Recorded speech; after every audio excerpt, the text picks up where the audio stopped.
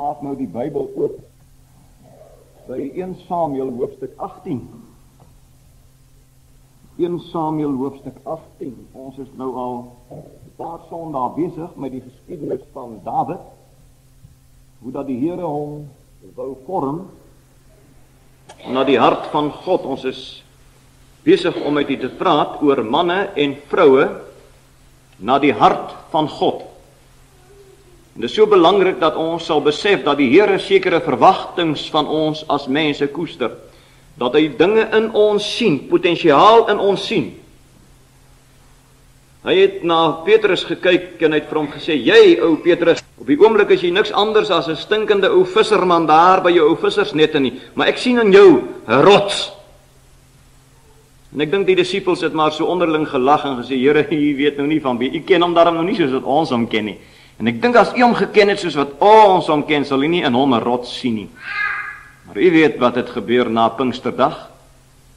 U weet wat het gebeur. In u en in my potensiaal. Hy sien in u en in my lewe 'n man en 'n vrou na die hart van God, maar 'n rowwe diamant wat geslyp moet word volgens sy beeld. En in hierdie slypproses maak hy van baie dinge gebruik. Ons het nou in die eerste plek met u gepraat oor die basis van God se keuse. En ons het verlede hoe dat twee mense in 'n diens kan sit soos hierdie, soos Saul en Dawid, en hoe die een onder dieselfde woord van die Here opgroei en toeneem in genade en kennis soos Dawid, en die ander een wegkrimp en in 'n selfmoordgraf eindig soos Saul. Vanmôre wil ons met u praat oor die betekenis van en die rol wat 'n ware vriend speel van menselewens. God het nie verniet vriende vir mense gegee nie. Hy gebruik hulle om hulle ook te vorm. En nou kyk ons na 'n vriend van Dawid. Jonathan was sy naam. En ons kyk na hierdie twee se verhouding. Ons lees aan u 1 Samuel hoofstuk 18 vers 1 tot 4 en dan hoofstuk 1, net 'n paar blaaie daarna. Kom ons lees net 1 Samuel 18. En nadat hy sy gesprek met Saul beëindig het die siel van Jonathan verkleef geraak aan die siel van Dawid.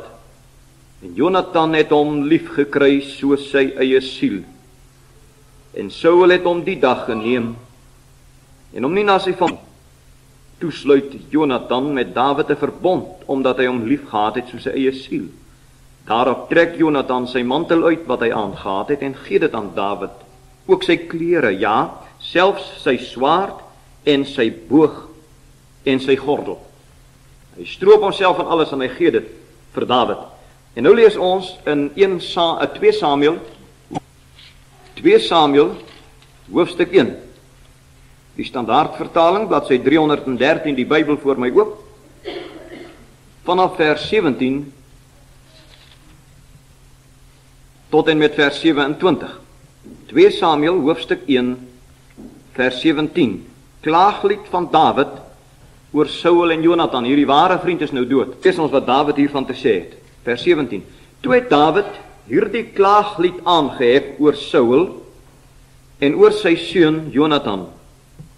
En hy het beveel om die kinders van Juda die booglied te leer. Kyk, dit is geskrywe in die boek van die opregtes. En hier is nou die klaaglied. Die sieraad, o Israel, oogtes, lê jy verslaan. Hoe het die helde geval? Vertel dit nie in Gat, verkondig dit nie in die strate van Askelon nie, sodat die dogters van die Filistyne hulle nie verheug, die dogters van die onbesnedenis nie jubel nie.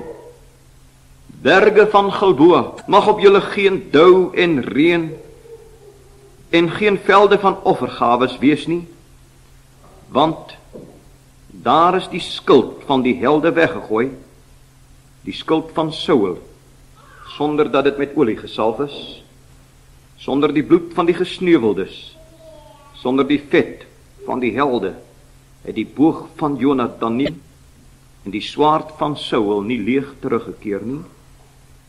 En nou besonder hierdie vers, Saul en Jonathan, die bemindes, en lieflik is in hulle lewe en in hulle dood nie geskeie nie. Vinniger as aarde was hulle, sterker as dogters van Israel, ween oor Saul, wat julle weelderig beklee het met skarlaken, wat goue versiersels aangebring het op julle gewaad.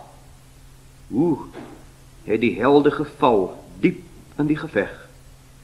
Jonathan lê verslaan op jou hoogtes. Ek is benoud om jou, Jonathan. Jy was vir my baie lieflik. Jou liefde was vir my wonderliker as die liefde van vroue. Hoe, of liewer hoe, het die helde geval en die oorlogswapens verlore gegaan. Lees weer vers 26. Ek is benoud om jou ontwil, my broer Jonathan.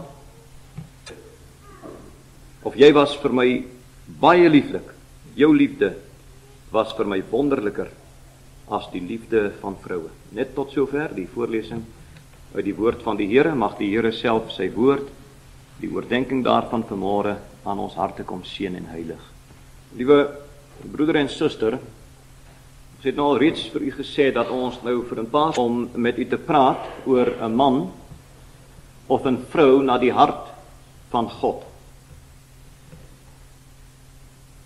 Nou laat ons sommige insidente voorlopig uit wat met Dawid gebeur het, maar wil ons vanmôre let op die wonderlike positiewe invloed van 'n ware vriend wat vorm het. Vriendskap is iets wonderliks.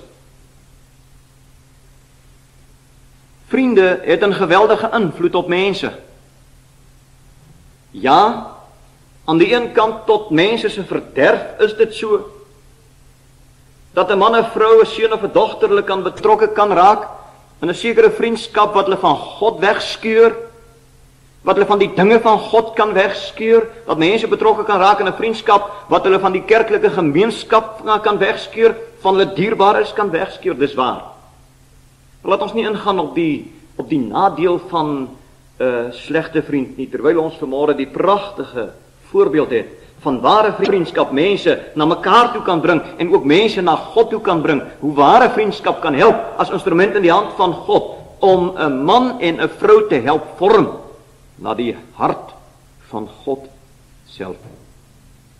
Ons het gesien hoe dat Dawid deur die Here gesalf 'n pad van opdraand, alhoewel dit 'n ontsettende stryd en 'n harde pad was, maar 'n pad van opdraand.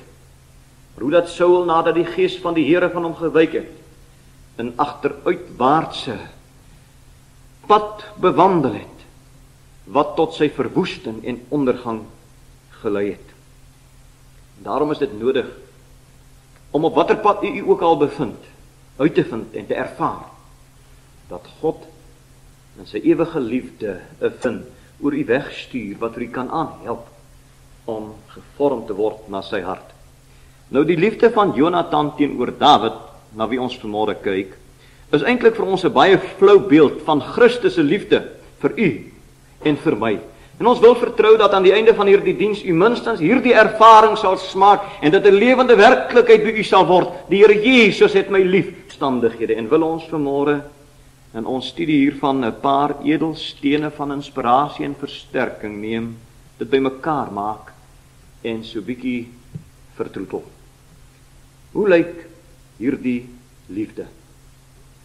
Die liefde van Jonathan teenoor Dawid, wat maar 'n simbool is van die wonderlike liefde van God teenoor my. En dan wil ons dit onder 3 hoofies baie kortliks behandel en dan ook dit oorslaan en geestelik van toepassing maak. In die eerste plek, Jonathan se liefde vir Dawid was suiwer in sy oorsprong. Ons het hier gelees in 1 Samuel 18, die 3de en die 4de verse, dat Dawid en Jonathan met mekaar 'n verbond sluit, omdat hy hom lief gehad het, soos sy eie sy klere en alles uitgetrek het en dit vir Dawid gegee het. Dit was letterlik liefde met die eerste oogopslag. Nie soos wat 'n man 'n vrou kan lief hê nie, maar soos wat een kameraad, soos wat een krygsman 'n liefde en 'n gevoel kan ontwikkel vir ander een. En nou moet jy nie uit die oog verloor wat die agtergrond van hierdie geskiedenis is nie. Jonathan was self uit bewys het. Kort voor hierdie gebeurtenis het hy 'n kragtige oorwinning oor die Filistyne behaal. Jonathan was 'n man wat die volk aan sy kant gehad het. Hy was die seun van koning Saul, hy sou die troonopvolger word. Deur sy bemiddeling en deur sy liefdevolle optrede het hy nie alleen die vyande van God vir die volk aan sy kant gekry. En nou wonder 'n mens, as 'n mens in hoofstuk 17 lees, waar was hier die kragtige krygsman toe Goliat die Filistyn, die Here en die kinders van die Here so uitgedaag het? Wanneer 'n mens nou na hierdie man Jonathan kyk en besef hy is die seun van Saul, en besef hoe wanhoopig hy seker moes gewees het na die ongehoorsaamheid van sy vader, en na die optrede van sy vader, en hy met die besef moet lewe, die Here het my vader verwerp as koning, die Here het iemand anders gesalf, die Here het my pa op 'n syspoor gebring en gestoot, moes dit hom seker seer gemaak het.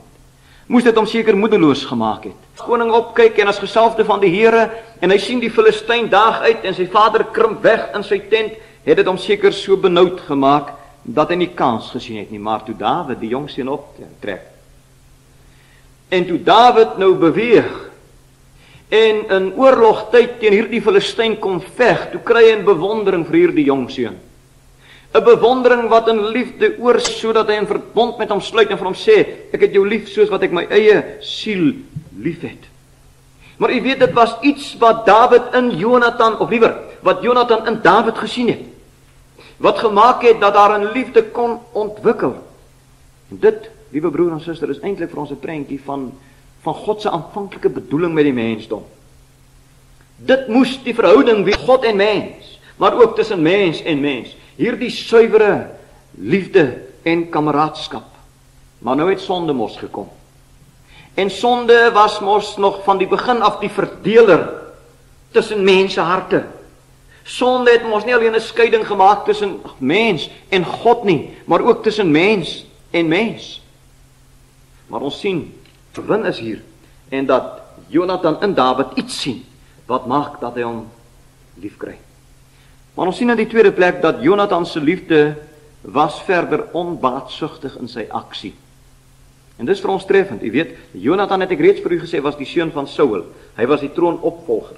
Maar hy stroop homself van alle koninklike waardigheid, hy sê, nee, ek stroop myself, want ek is bereid om my posisie af te staan aan my vriend, Dawid. Ek wou vir u sê, liewe broer en suster, hy kon jaloers wees. Hy kon in sy hart sê, maar dis die nuwe koning. En eintlik word hy in my plek koning, want ek is die troonopvolger. En hy kon jaloers wees. Maar ek lees in 1 Samuel 23 vers 16 en vers 17 hierdie woord, dat hy hoegenaamd nie jaloers is nie. Hy sê, daarop het Jonathan die seun van Saul hom klaargemaak en na Dawid in Hores gegaan. En hy het hom bemoedig. Hy kon maklik, toe hy gesien het, Saul wil vir Dawid doodmaak, so 'n plan bewerkstellig om Jonathan uit die pad te kry, om Dawid uit die pad te kry, sodat sy pad na die troon baie suiwer was. Maar hy het hom versterk en bemoedig in die Here. Vrees nie. Hy sê, want die hand van Saul my vader sal jou nie vind nie, maar jy sal koning word oor Israel, en ek sal tweede onder jou wees, en dit sal goed wees. Kan u sien? Hy's bereid, en dis die waarde van vriendskap, om as troonopvolger daardie plek prys te gee, Dawid op die troon te plaas, sodat hy onder Dawid kan dien. Liewe broer en suster, Dawid se geloof was hier op die punt om te knak, om die punt om in te gee. Jonathan versterk hom in die Here. Jonathan probeer hom nie uit die pad uit kry ter wille van sy eie belange nie, maar sy optrede is om Dawid te verhoog, al moet hy self daartoe op die agtergrond geslinger word. Hou vriendskap tot op 'n sekere punt. Totdat die een se belange in gedrang kom, iemand se bevordering in gedrang kom, iemand se posisie in gedrang kom, en die vriendskap dit bedryf, en dan verkies hy die bevordering bo die vriendskap, en dan sien ons twee dierbare vriende word aardsvyande, want een van hulle twee se posisie het in gedrang kom. Nee, sê Jonathan, Al is die drang, al is die troon van Israel in gedrang, al is die kroon in gedrang, dit maak nie saak nie. My vriendskap is van so 'n hoë waarde, ek staan terug, sodat Dawid op die voorgrond gestoot kan word. Hy is onbaatzuchtig in sy aksie. Maar liewe broer en suster, in die derde plek, Jonathan se liefde vir Dawid was standvastig te midde van oppositie. Daar is geweldig op die proef gestel, maar deur al die beproewings het hierdie vriendskap bly staan. As 'n mens dink aan die verbaasde lojaliteit van Jonathan teenoor Dawid, teenoor sy sterwende pa, Saul, dan verstom dit ons. Saul het sy rug op God gekeer, en tog bly sy seun Jonathan getrou aan hom en lojaal aan hom. En ons suster waar hy in 2 Samuel 1 vers 23 sê, Saul en Jonathan die bemindes en die lieflikes is in hulle lewe en hulle dood nie geskeie nie. Hierdie seun bly getrou aan sy verwerpte vader as het ware. Maar dit raak nog nie sy vriendskap met Dawid nie, 'n wonderlike man, wat sy afvallige vader bystaan. En jy weet, liewe broer en suster, hoe begeer 'n vriend in jou lewe nie? 'n Vriend om in tye van bedruktheid en in tye van verdrukking die hand maar op die skouer te kon plaas en dan in moeilike tye vir 'n mens te kan bemoedig nie. Maar hoe begeer 'n mens se siel nie om so 'n vriend vir iemand te wees nie? Om te weet dat wanneer mense in tye van beproewing kom en bedruktheid ervaar, dat jy daar kan wees, beskikbaar kan wees om in tye van nood vir hulle deur te dra. Wil ek vir u sê, liewe broer en suster, God wil u gebruik. En God wil vir my gebruik as ware vriende om ander mense in krisistye deur te dra, sodat hulle nie deur die omstandighede ondergeploeg word nie, maar dat hulle kan uitstyg en 'n man en 'n vrou te kan word na die hart van God. Ek wil vir u sê, ek weet nie of die Here ooit sy doel in Dawid se lewe kon bereik as hierdie ondersteuning van die vriend en dat dit 'n getroue vriendskap sou wees nie. God wil vir u en vir my help om dit te kan bereik. Miskien sal hierdie gedagte u of uitdaag aan die een kant, of dalk bestraf aan die ander kant. Om 'n vriend te wees, nader as 'n broer. En nou kan u vir uself die vraag afvra, in die wêreld. Daar is baie smart in die wêreld vanweë vir die verraad van 'n valse vriend, maar daar is ook baie vreugde in die wêreld vanweë die getrouheid van 'n getroue vriend. Wat se vriend is u vir iemand anders? Is u vriendskap vertrouenswaardig? Is dit standvastig te midde van oppositie? Is dit suiwer in oorsprong, rein in motiewe? Is u begeer en die wee en die welstand van ander? Is dit al word u op die agtergrond geslinger as dit iemand anders kan verhoog? Is dit wat u vriendskap vir mense beteken? Liewe broer en suster, dis die inleidende gedagte om net vir u so 'n prentjie te gee van die vriendskap. Inleidende gedagte dan tot die hooftema van die boodskap wil ons vir u wys dat hierdie vriendskap en hierdie twee mense eintlik maar 'n flou beeld is van die Here Jesus se liefde vir u en vir my. Dawid sê van Jonathan, ons het dit gelees, jy was vir my baie lieflik, jou liefde was vir my wonderliker as die liefde van vroue. En ons wil vanmôre hierdie woorde omdraai. En ek wil hê u en ek moet vir die Here Jesus vanmôre dan ook bedoel, Here Jesus, u liefde is ook vir my wonderlik. U liefde is vir my wonderlik. En wanneer ons nou vanmôre in die lig van dieselfde drie gedagtes na die Here Jesus se liefde vir u en vir my kyk, dan sal ons aan die einde van hierdie diens met reg en eintlik met aanbidding voor die Here Jesus kan sê, Here, u liefde is eintlik vir my wonderlik. Was ook suiwer in sy oorsprong, net soos wat die liefde van Jonathan vir Dawid was. En ek wonder of u al ooit in u lewe die gedagte bepeins het, van wanneer af het die Here Jesus my lief? Is dit van dat ek in sy dinge begin belangstel het? Nee, dis nie so nie. Is dit van die dag dat ek gebore is? Nee, dis ook nie so nie. Maar liewe broer, wanneer af nie, maar dit weet ek, voor die grondlegging van die wêreld, ja, voordat die berge gebore is, voordat God gesê het, laat daar lig wees, het hy u en my lief gehad. Jeremia 31 vers 3 sê, hy het ons lief met 'n ewige liefde.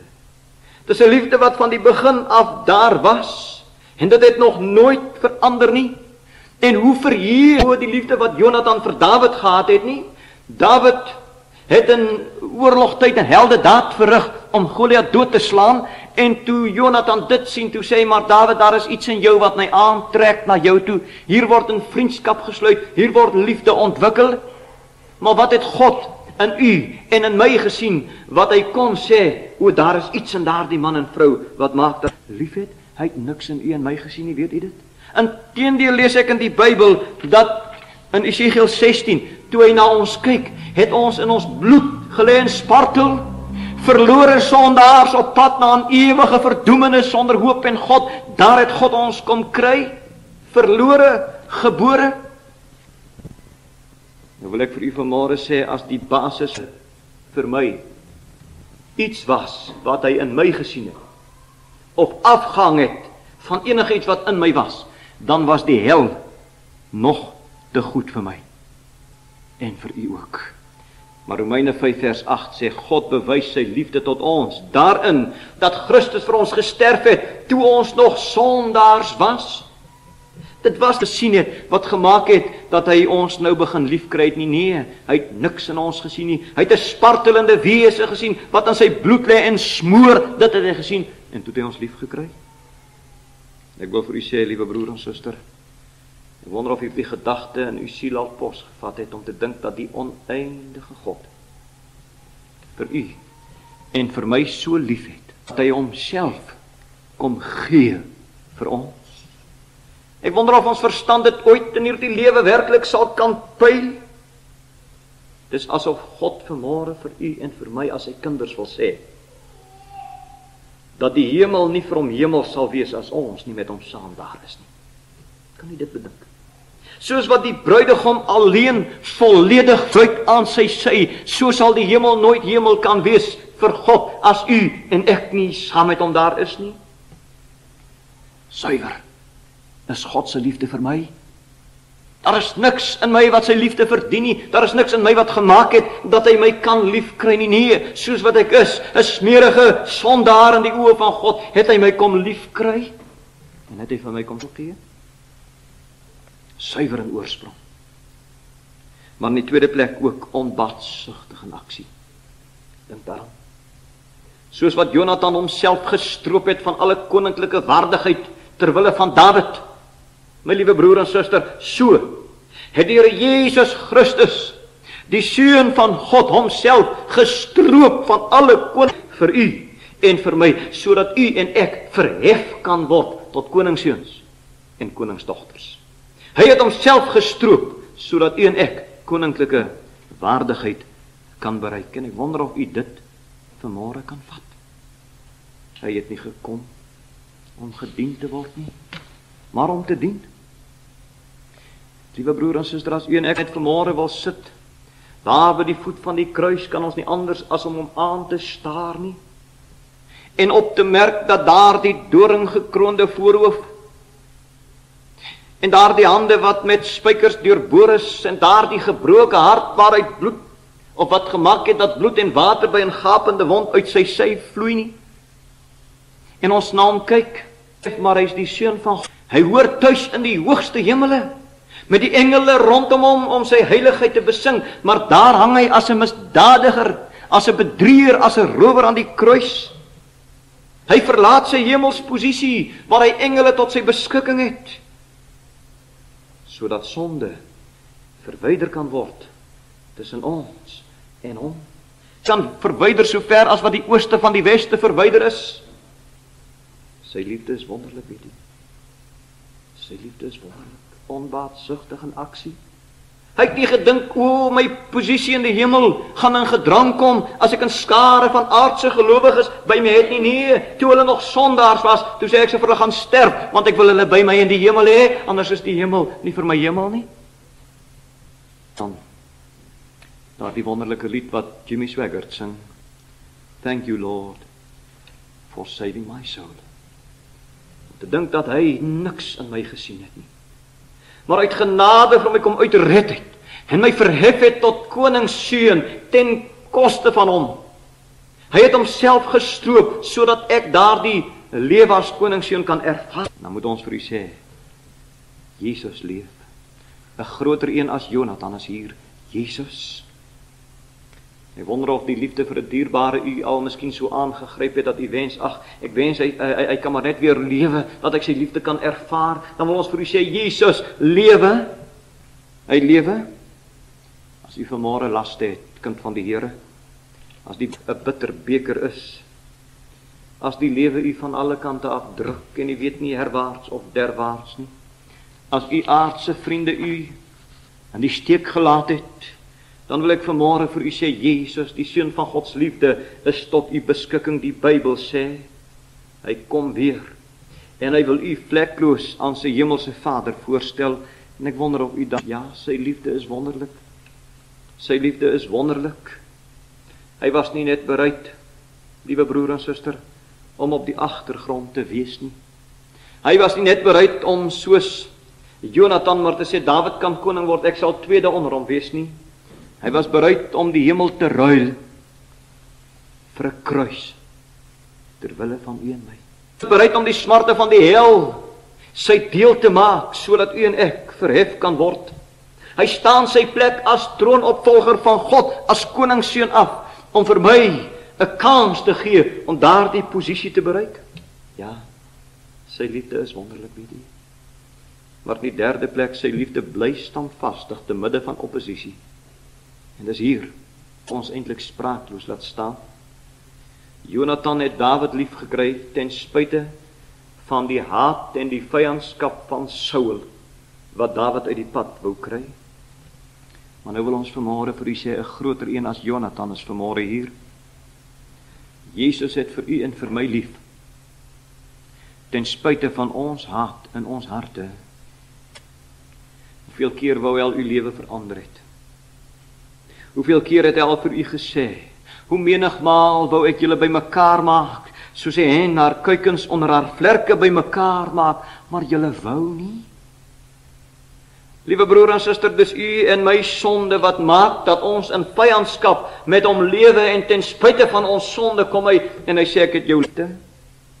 Sy pleitende stem het nog nooit opgehou in ons lewe nie. Ja, keer op keer is dit ons wat die rug op God keer.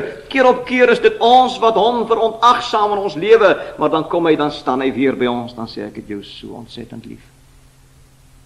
Wil jy my nie volg nie? Ek is bereid om nog meer vir jou te doen. Wil jy my nie volg nie? Hy het u lief, en sy liefde hou. Sy liefde is standvastig. Al is daar rebellie in u hart teenoor God, al is daar verbittering in u binneste teenoor God, dan sê hy, ek het vir jou lief met 'n ewige liefde. En al sou u die rug op God keer en sê, ag Here, ek verkies om die pad van sonde te loop, ek wil God verlaat, dan sê ek het jou lief met 'n ewige liefde. Is dit nie wonderlik nie? Ja, die opstand in u hart kan nie maak dat die liefde van God vir u enigstens minder word nie, want dit is nie iets in u wat gemaak het dat hy u lief het nie. Hy het u lief met 'n ewige liefde. Maar nou die vraag, het u hom lief? Het u hom lief? Kan u vanmôre werklik sê, Here, u liefde is vir my wonderlik? Die voor Jonathan teenoor Dawid vorm dan eintlik maar nou net vir ons 'n sekere skakel in die boodskap.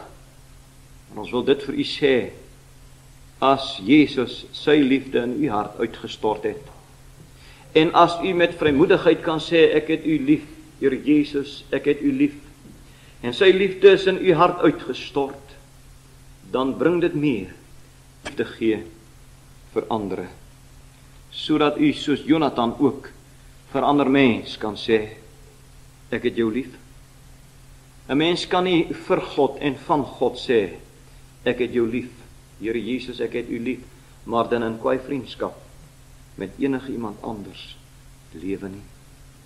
'n Mens kan nie God lief hê, 'n valse vriend wees, 'n vriend wat voor so en agter anders is nie. Wat is u optrede teenoor mense? Wat is u vriendskap in hierdie wêreld teenoor iemand anders werd? Dit, my liewe broer en suster, ja, hoe hartseer en hoe tragies, soos wat dit mag klink, is eintlik maar die norm en die maatstaf van u liefde. En nou het ons die woord van die Here mos ook om vir ons in hierdie verband leiding te gee. En wanneer ons kyk na 1 Johannes hoofstuk 3, dan sê die woord van die Here vir ons, een wat sy broeder haat, is 'n moordenaar. Ek hoef hom nie dood te slaan nie. Julle weet dat geen moordenaar die ewige lewe as iets blywends in hom het. Hieraan het ons die liefde leer ken, dat hy sy lewe vir ons afgelê het, en ons behoort ons lewe vir die broeders af te lê. Die maatstaf van God se liefde is ook die maatstaf van ons liefde teenoor mekaar, sê die Bybel vir ons, en omdat hy sy lewe vir ons afgelê het, behoort ons lewe af te lê, nie na ons eie posisie, na ons eie omstandighede te kyk, en maar die broers te vertrap, sodat ons kan bo uitkom, en ons sin bereik en kry nie. Hy sê, maar wie die goed van hierdie wêreld het, en sy broeders sien gebrek ly, hoe bly die liefde van God in hom? Ja, miskien het die liefde van God in my hart ingekom. Te wyk, sê die Bybel, wanneer ek dinge besit, en ek sien dat my broer of dat my suster gebrek ly. Hy sê, hoe bly die liefde van God in hom? My kinders, laat ons nie lief hê met woorde, of met die tong nie, maar met daad, en in waarheid. En hieraan weet ons dat ons uit die waarheid is, en ons te voor hom gerus stel. Want as ons hart ons veroordeel, God is meer as ons hart. Hy weet alles, geliefdes. As ons hart ons nie veroordeel nie, dan het ons vrymoedigheid teenoor God. Wat is die taal van u hart vanmôre teenoor ander kinders van die Here? Wat is die taal van u hart teenoor van u? Sonder uitsondering vanmôre hier kom staan en elke ander een in die oë kyk en sê, ek het jou lief met 'n ewige liefde, soos wat God my lief gehad het, en ek is bereid om my lewe vir jou te gee. Dit is God se liefde. Nou kom die Bybel en hy kom in 1 Korintiërs hoofstuk 13 en hy gee vir ons 'n wonderlike voorbeeld van hierdie liefde. Hy laat ons nie in die duister nie. Hy sê vir ons, al sou ek die tale van mense en engele spreek. Daar is baie mense wat tale praat vandag. En ek het nie die liefde nie. Hy sê, dan het ek 'n klinkende metaal en 'n luidende simbaal geword. Jare terug het ek met iemand gepraat oor 'n persoon. Dit was met 'n pastoor in 'n punt oor 'n sekere lidmaat. En hy sê vir my, ja, ou broer, daardie vrou van wie ons nou praat, is die voorste taalprater in my gemeente. En ek sê vir hom, pastoor, weet jy, sy het nog vir 3 maande nie met haar man gepraat nie, hulle leef in kwaai vriendskap met mekaar. Dan rym die ding nie. Want hy self sou ek nou die tale van mense en engele praat, en ek het nie die liefde van God, dan maak ek eintlik 'n groot geraas. En al sou ek die gawe van profesie hê, al sou ek op 'n kansel staan en die mooiste boodskappe op aarde bring, en al die geheimenisse weet, en al die kennis, en al sou ek al die geloof hê, sodat ek berge kon versit, en ek het nie die liefde nie, dan sou ek niks wees nie. En al sou ek al my goed uitdeel, en al sou ek my liggaam oorgee om verbrand te word, en ek het nie die liefde nie, sou dit vir my niks baat nie. En nou kom hy en hy gee vir ons so 'n paar eienskappe van hierdie God gegewe liefde. Hy sê die liefde is lankmoedig en vriendelik. Die liefde is nie jaloers nie, die liefde praat nie groot nie, is nie opgeblaas, nie onwelvoeglik nie, soek nie sy eie belang nie, word nie verbitterd nie, reken die kwaad nie toe nie, is bly oor die ongeregtigheid nie, maar is bly saam met die waarheid. Dit bedek alles, glo alles, hoop alles, verdra alles. Die liefde vergaan nimmer meer, maar profeseë, hulle sal tot niet gaan, of tale, hulle sal ophou, want profeteer ten dele, maar as die volmaakte gekom het, sal wat ten dele is tot niet gaan. En nou kom hy op die eind en hy sê, nou bly geloof, hoop en liefde, hierdie 3, maar die grootste hiervan is die liefde. Dis die God gegewe gawe, so lief het hy ons, dat hy nie verbitterd teenoor ons word nie. En dat al hierdie eienskappe is van God se liefde vir ons harte uitstort, dat ons hom in die eerste plek lief het, maar dat dieselfde liefde geopenbaar sal word teenoor ons medebroer en ons medesuster. En toets hierdie liefde. God sê al raak jy verbitterd, ek het jou lief. Hoe dikwels word vriendskap en liefde oorboord gegooi wanneer daar teleurstelling kom. Wanneer mense ons teleurstel en sê ons, ag, ek het jou ook nou nie meer lief vir jou om nie. En nou is die vriendskap ook tot niet. God sê nee. God sê nie, julle moet mekaar so lief hê, soos wat ek julle het. Is dit so? As dit so is, liewe broer en suster, dan het ons vrymoedigheid om vanmôre te sit aan die tafel van die Here, die liefdesmaal, die wonderlike geleentheid waar kinders van die Here kan saam sit word. Saam sit om te kom deel aan dit wat hy vir ons gegee het. Maar nou weet ons, sê die Bybel vir ons, moet ons hart ons nie veroordeel nie. En dis nou nie nodig dat ek vanmôre verhinder moet word om aan die tafel van die Here te sit nie, dis mos waarom die verkondiging van sy woord daar is. Om voordat ons sit aan die tafel van die Here, kans te kry om met hom gereed te maak. Aanraking toe kom met die kruis van Jesus Christus, sodat daar weer versoening tussen my en God kan kom, en ook versoening tussen my en my medemens, my broer en my suster. En wat 'n wonder wanneer 'n mens in sy hart aan die einde van 'n diens kan sê, ag Here, ek wil elke swempie iets wat verhinder dat daar kontak tussen my en God is, dit wat die gemeenskap tussen my en God gebreek het, bely ek wil dit uit die weg uitruim, Here, ek wil hê daar moet vrede.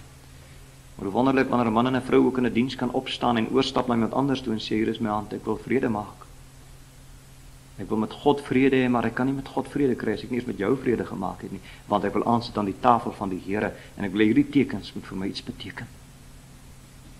Sonde hoef ons nie weg te hou van die nagmaaltafel nie. Nee, dit behoort vir ons aan te dryf na Jesus vir versoening, sodat daar weer vrye sit aan die tafel van die Here.